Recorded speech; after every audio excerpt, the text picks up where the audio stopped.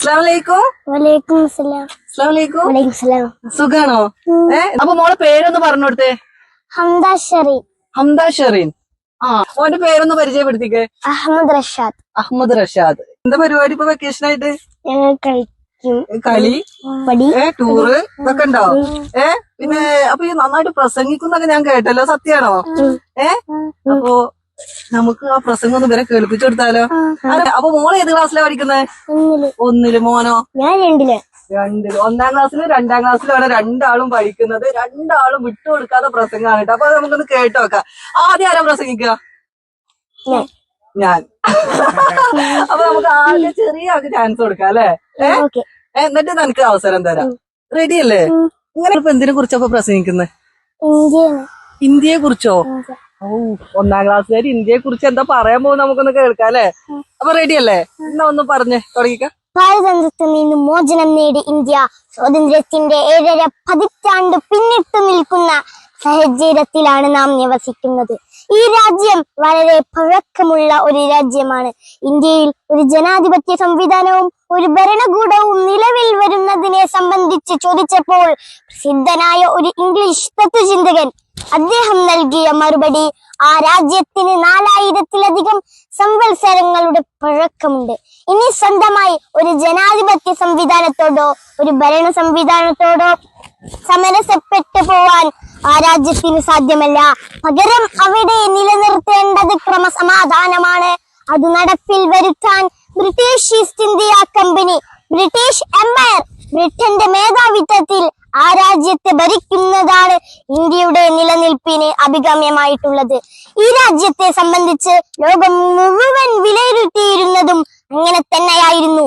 East India കമ്പനിയുടെ അടുപ്പക്കാരനും പിന്നീട് ബ്രിട്ടന്റെ സെനറ്റർമാരിൽ ഒരാളായ ജോൺ സ്ട്രാച്ചി ഇന്ത്യയിൽ വന്ന് നടത്തിയ യാത്രകൾ, അന്വേഷണങ്ങൾ, പര്യവേക്ഷണങ്ങൾ, അതിനൊടുവിൽ 1888 കേംബ്രിഡ്ജിൽ അദ്ദേഹം നടത്തിയ പ്രഭാഷണ പരമ്പരക്ക് ഇന്ത്യ എന്ന പേരാണ് അദ്ദേഹം നൽകിയത്.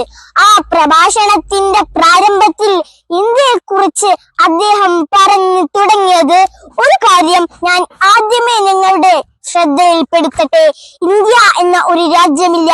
സാമാന്യം വലുപ്പമുള്ള ഒരു ഭൂപ്രദേശത്തെ വിളിക്കാനുള്ള സൗകര്യാർത്ഥം നാം നൽകിയ പേരാണ് ഇന്ത്യ. യഥാർത്ഥത്തിൽ ഒരിക്കലും അങ്ങനെ ഒരു രാജ്യമില്ല. ഒരു രാജ്യം അങ്ങനെ ഉണ്ടാവാനും പോകുന്നില്ല. അതിനെക്കുറിച്ച് നിങ്ങൾ ചിന്തിക്കുകയും വേണ്ട. അതിന് കാരണമായിട്ട് അദ്ദേഹം പറഞ്ഞത്, സ്പെയിനും പോർച്ചുഗലും തമ്മിലുള്ളതിനേക്കാൾ വലിയ അന്തരമാണ് പഞ്ചാബും ബംഗാളും തമ്മിലുള്ളത് എന്നാണ്. ഇവിടുത്തെ ജാതികളും മതങ്ങളും അവയുടെ സംസ്കാരങ്ങളും വിശ്വാസ ആചാര അനുഷ്ഠാന കർമ്മ പദ്ധതികൾക്കുമിടയിലുള്ള വ്യതിരിക്തതകളും വൈജാത്യങ്ങളുമാണ്.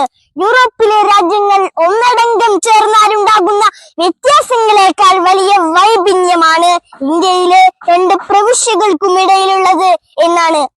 ഇങ്ങനെയുള്ളവർക്ക് എങ്ങനെയാണ് ഒരു രാജ്യമായി ജീവിക്കുവാൻ സാധ്യമാവുക എന്നാണ് അദ്ദേഹം പ്രസ്താവിച്ചത്.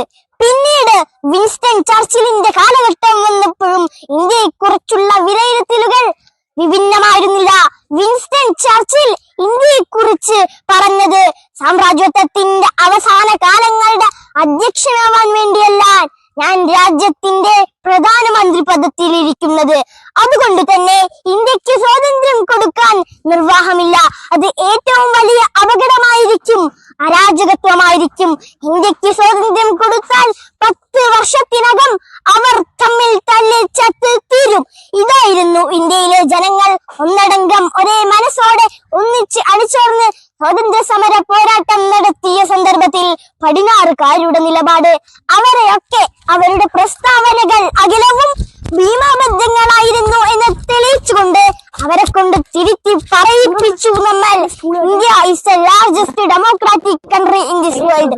ഇന്ത്യ ലോകത്തിലെ ഏറ്റവും വലിയ ജനാധിപത്യ രാജ്യമാണ് എന്ന് ബ്രിട്ടന്റെ അധിനിവേശത്തിന് ശേഷം ഇന്നുവരെ ഈ രാജ്യം നേടിയെടുത്ത സർവ നേട്ടങ്ങളും പുരോഗതികളും പരിശോധിക്കുമ്പോൾ എണ്ണിയാലൊടുങ്ങാത്ത ഒരുപാട് നേട്ടങ്ങളുടെ ഏടുകളുടെ പാരാവാരം കൊണ്ട് ഭാരത മഹാരാജ്യം സമ്പന്നമാണ്. സൈനികമായും സാമ്പത്തികമായും രാജ്യത്തിന്റെ മാനവ വിഭവശേഷിയെ ലോകത്തിന്റെ മുമ്പിൽ ഉജ്ജ്വലമായി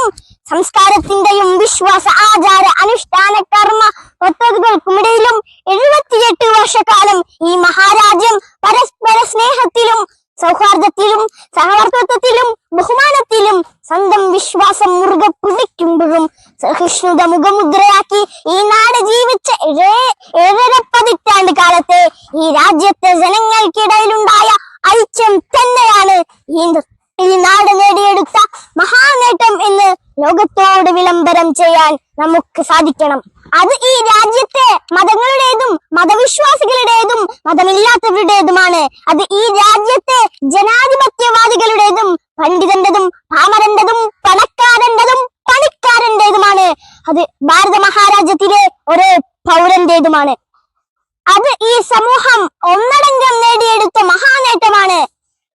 എന്നാൽ വർത്തമാനകാല ദർപ്പണത്തിലെ ഭാരത മഹാരാജ്യം നാം പതിറ്റാണ്ടുകൾ കൊണ്ട് സ്വായത്തമാക്കിയ മഹാനേട്ടങ്ങളെ തകർത്തെറിയുമാറ് സംഹാര രൗദ്ര ഭാവം പൂണ്ടു നിൽക്കുമ്പോൾ ശക്തമായ തിരിച്ചറിവിന്റെ ഓർമ്മപ്പെടുത്തലുകളുടെ നൈരന്തര്യങ്ങൾ അനിവാര്യമായി വന്നിരിക്കുന്നു, അവശ്യമായി വന്നിരിക്കുന്നു.